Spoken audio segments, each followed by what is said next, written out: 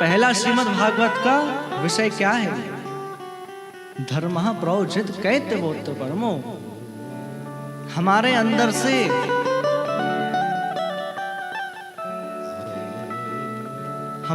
से कपटपूर्ण धर्म को निकालकर जो परम धर्म का निरूपण कर दे, जो परम धर्म को स्थापित कर दे, वही है श्रीमद् भागवत। धर्म और परम धर्म किसे कहते हैं? जो हम देह के लिए कार्य करते हैं ये सब धर्म है। जो हम संसार के लिए कार्य करते हैं ये सब धर्म है। एक गाड़ी चलाने वाला गाड़ी चला रहा है, ये उसका धर्म है। हम लोग जॉब कर रहे हैं, आदि आदि व्यवसाय कर रहे हैं, ये सब हमारा धर्म है। जो हम अपने शरीर के लिए, अपने देह के लिए कर रहे हैं। पर परम धर्म किसे कहते हैं? हम शरीर के लिए जो कार्य कर रहे हैं वो धर्म है, लेकिन हम भगवान के लिए जो कार्य कर रहे हैं वो परम धर्म है। ऐसे समझिए, हम आप लोग घर में माताएं रोटी बनाती हैं, भोजन बनाती हैं, किसके लिए बनाती हैं? पति के लिए बना रही हूं, पुत्रों के लिए बना रही हूं, सास ससुर के लिए बना रही हैं, बनाती हैं, तो वो उनका धर्म है। लेकिन परम धर्म कब होगा? जब वही भोजन वो ठाकुर जी की विचारधारा से बनाने लगे कि ठाकुर जी भोग पाएंगे, तो भोजन बनाना भी उनका परम धर्म कहलाएगा।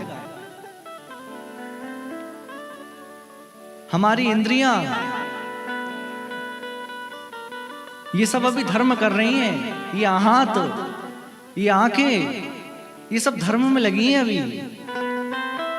लेकिन ये इंद्रियां भी हमारी गुरु बन सकती हैं। कब? जब हम इन इंद्रियों से भगवान के लिए कार्य करने लग जाएं। हमारे कान और कुछ सुनना पसंद ना करें। पहाड़ी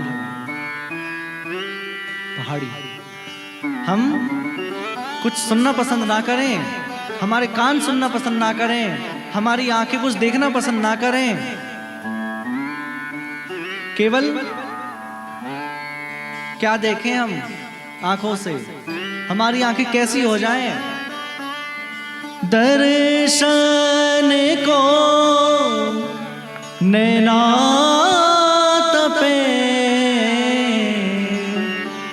वचन सुनने को कान। दर्शन को नैना तके, वचन सुनने को कान। और मिलवे को हियरा तपे,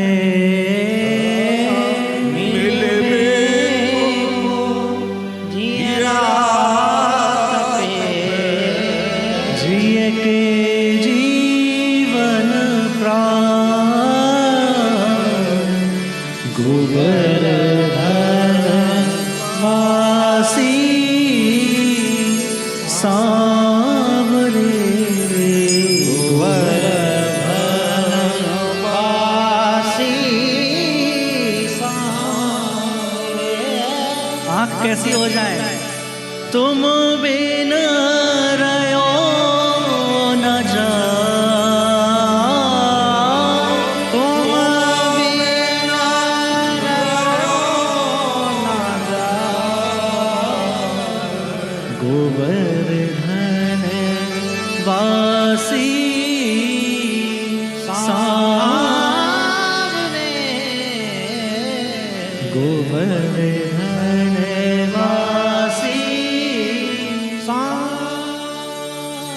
धनुर्दास जी का चरित्र सुना है आप लोगों ने?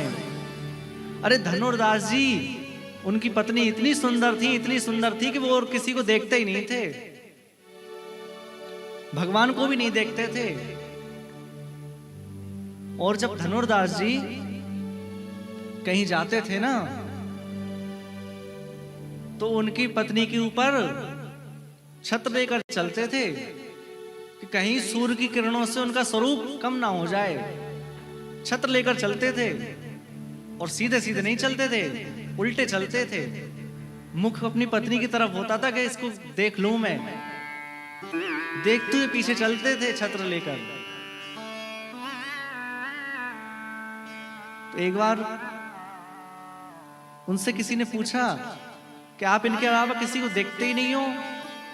अरे ऐसा थोड़ी कि इनसे सुंदर और कोई नहीं है, देखो हमारे ठाकुर जी रंगनाथ जी कितने सुंदर हैं, आप चलकर देखो।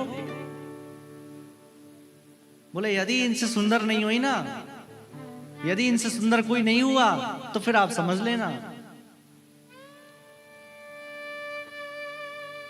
और जैसे ही रामानुज स्वामी मंदिर पहुंचे रंगनाथ जी के सामने और जाकर कहने लगे, प्रभु मैं बोलकर आया हूं, आज आपको धनुर्दास को ऐसा रूप दिखाना, ऐसा रूप दिखाना,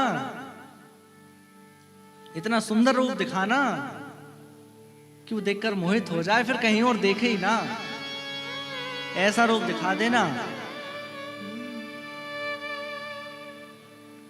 अब ठाकुर जी पूरी तरह तैयार हो गए कि धनुर्दास आ रहा है।